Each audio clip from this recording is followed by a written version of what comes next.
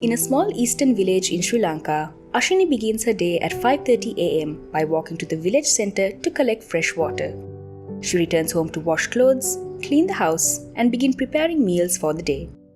Ashini's husband is a fisherman and is often away for long periods of time.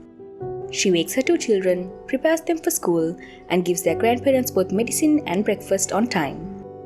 Ashini then walks the distance to drop the children off at the school gate. On her way back, she stops for food and other essentials at the market.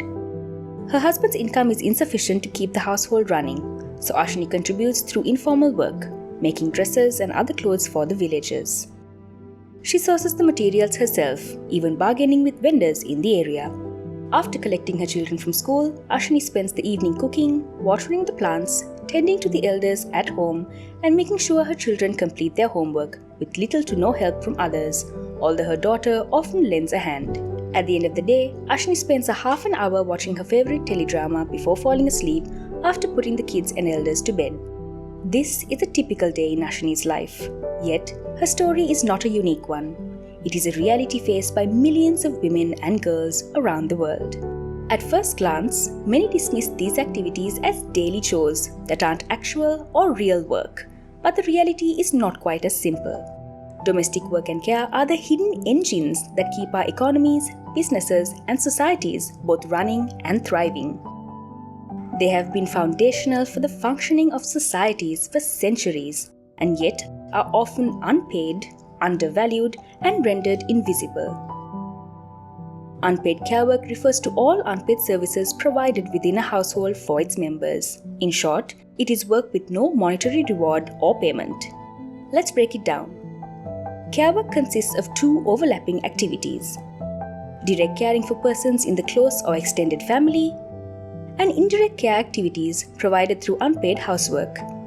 These activities are considered actual work because one could pay a third person to perform them.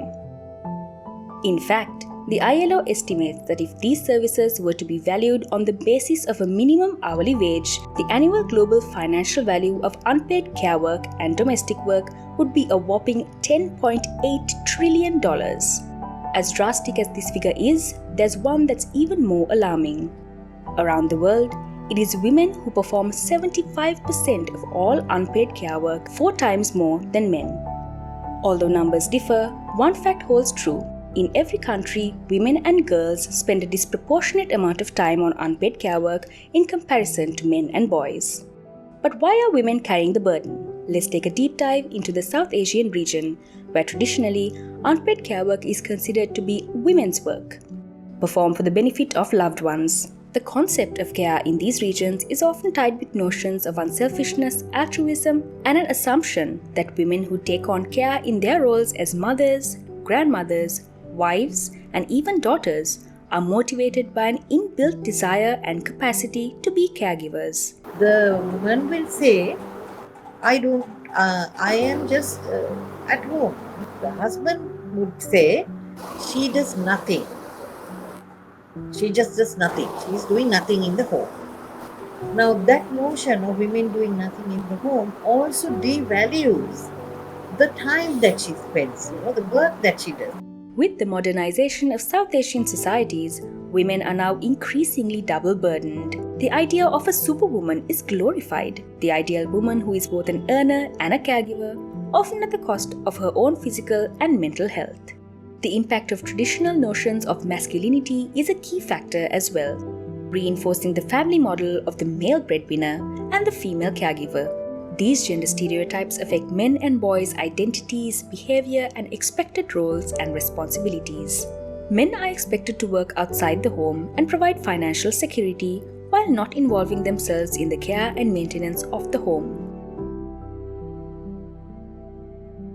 The expectations around boys when they are growing up is that they are going to be the providers, and that seamless, entrenched messaging is so well imbibed by boys and growing up men that they don't have any alternative model.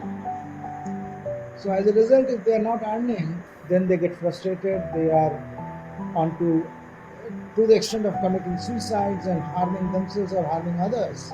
But at the same time, the privileges associated with this are enormous, and therefore, in the cost benefit analysis, the men and boys don't see the pressure of fulfilling that role as negative or as harmful.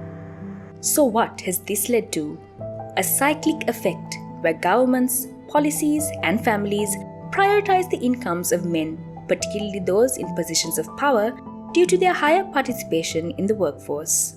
Women's economic empowerment is largely ignored, and as a result, women are once more left with the disproportionate burden of care work. And although women are increasingly joining the workforce, a majority still bear the responsibility of domestic care. Even if they participate in the economic activities, which is supporting economic activity, does not get counted as an economic activity, and they don't get paid for it. So women are not seen as an economic entity.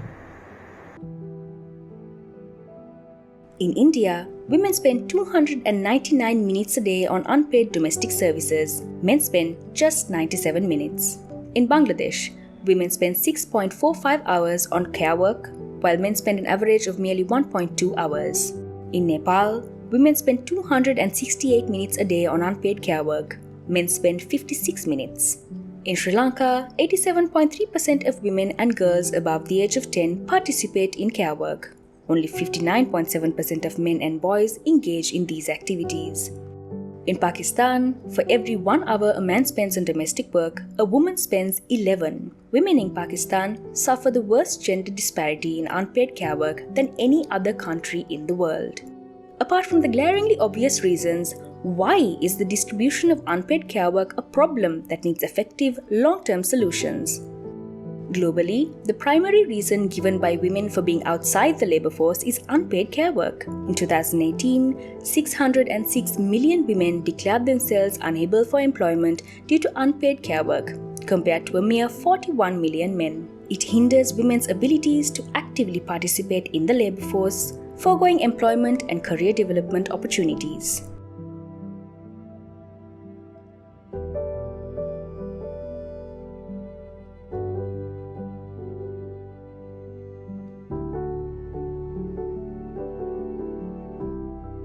With stronger financial independence, women will have better access to social protection.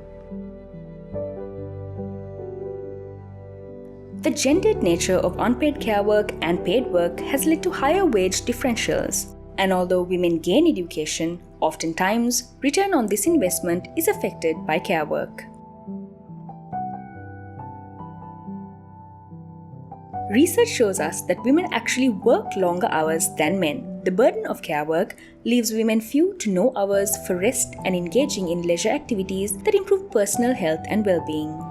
For years, this global phenomenon, which influences the lives of millions, has been ignored by governments, economies, societies, and families. It is only recently that the inclusion of unpaid care work as a target in the 2030 Development Agenda of the UN's Sustainable Development Goals has opened doors for research and action on unpaid care work in South Asia. We need to understand that unpaid care work is work, and thereby include those persons whose labor goes into unpaid care work into national statistics. That's one.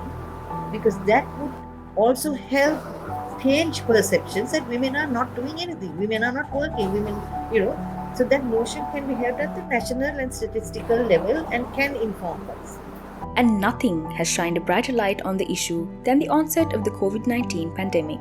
Women have faced the brunt of mental strain caused by the public health crisis, which sped up the wheels on the cycle of poverty and vulnerability for low-income women and girls in South Asia. But there's some good news as well. Surveys in 47 countries confirm that as a result of lockdowns, men have been carrying out more hands-on care work than any time in recent history. At the moment, vis-a-vis women and care work, it's quite clearly defined, theoretically speaking and experientially speaking. In terms of men and their unpaid care work, it needs to be opened out much more radically than we have even thought of thus far. context, then one of the things that comes into play are structural elements like caste, for example, in India. And I think in this context, caste is a critical aspect that shapes what unpaid care work is, and how is it that it is being done by men? How is it being sort of assumed that it should be done by certain categories of men and not necessarily everyone?